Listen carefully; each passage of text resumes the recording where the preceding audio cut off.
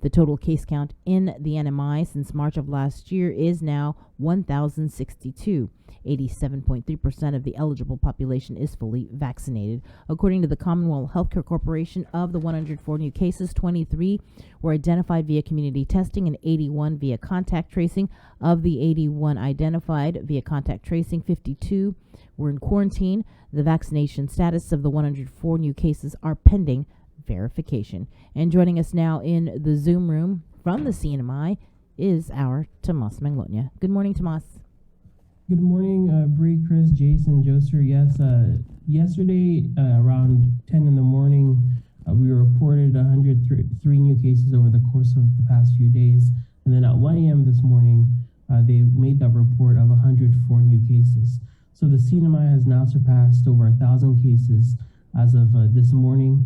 And last night, CNMI Hospital Chief Esther Munoz says that most of the cases were found as positive for COVID-19 5 days after contact tracers determined their high-risk close contacts and had them in quarantine.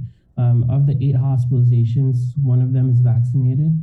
And one thing that the CEO also mentioned was that the fast-spreading Delta variant was the most concerning. She says that this is something we're witnessing here in the CNMI for ourselves. She points out that we went from just 2 cases to close to 700 in the last 2 months. And so that is something that is really concerning. And so as we shared, of the 104 new cases reported just after midnight today, 23 identified through community testing, 81 via contact tracing, and of the 81, 52 were identified while in quarantine. And of course, the vaccination status for now the past 200 or so cases is still pending verification. We also did want to share this interview that we did with the medical director at Public Health at the Commonwealth Healthcare Corporation, Lily Muldoon, if we're able to share that. In addition to the 3 W's, which I think everyone understands and does a pretty good job practicing, I really want to emphasize to the public the importance of isolating yourself when you feel sick.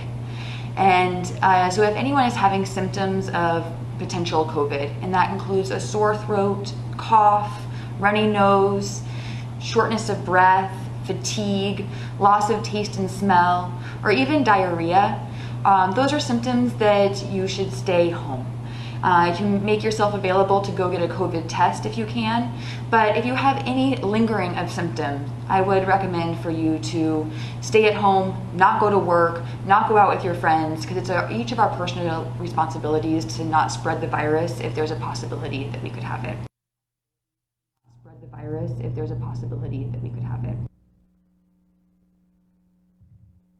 And at a press conference earlier this week, Esther Munoz shared that the Saipan Hospital's emergency room has just been slammed with residents showing up with COVID-19 symptoms.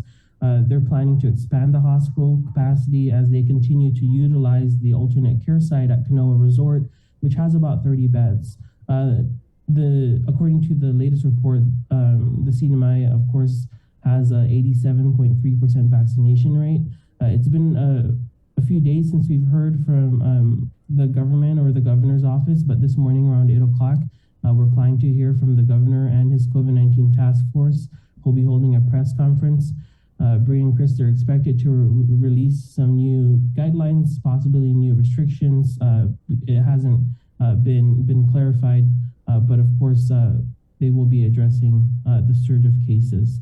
And of course, Antinian and Rhoda, they're still looking into possible quarantine sites there as the cases continue to surge in the NMI. Of course, many people pointing out that hotels are getting full given this surge in cases, and a lot of folks wondering whether or not home isolation or home quarantine is going to be an option moving forward given the rise in cases. Tomas, I wanted to ask, because you were mentioning how the ER that's slammed over there, the CHCC, and they have the alternate care facility. Has there been any word on whether or not the government is going to be making a request like GMH has done, which the governor here has done, in requesting for DOD's help to send medical teams.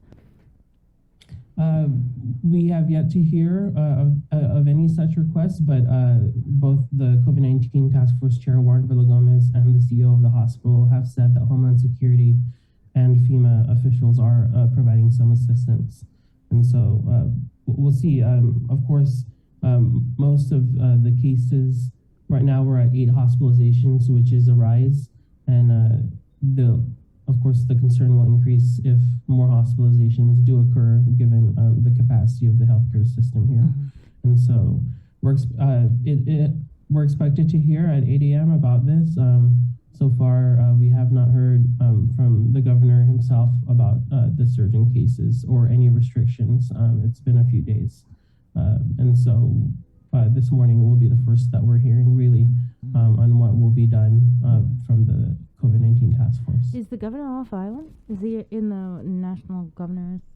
I don't believe so. I know that he went to the island of Tinian to meet with the mayor and also airline officials when the first community cases were identified there.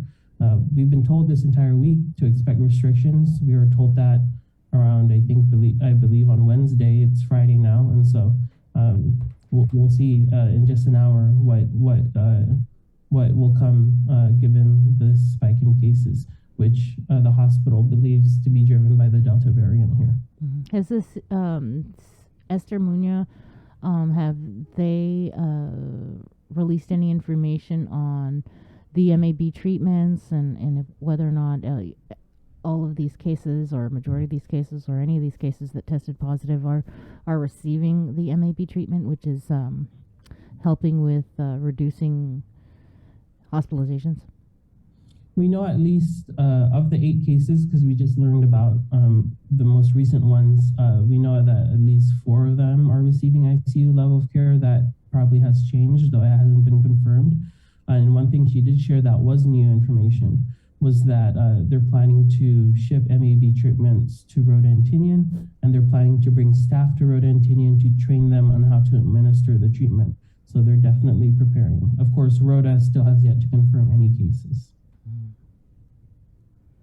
All right, well, I guess we'll look forward to that 8 o'clock, right? 8 o'clock press conference. Yes, 8 o'clock press conference where they're expected to release restrictions, yes. All right. Well, Tomas, if you need to jump on after that to update us, don't be shy. All right, Chris, I will. Be safe. Yeah, thank you, Tomas. President Biden is set to visit the National Institutes of Health today, where he will deliver remarks on actions his administration plans to take to tackle the Omicron variant. The development comes just a day after the strain was first detected in the U.S. Deborah Alfarone reports from the White House.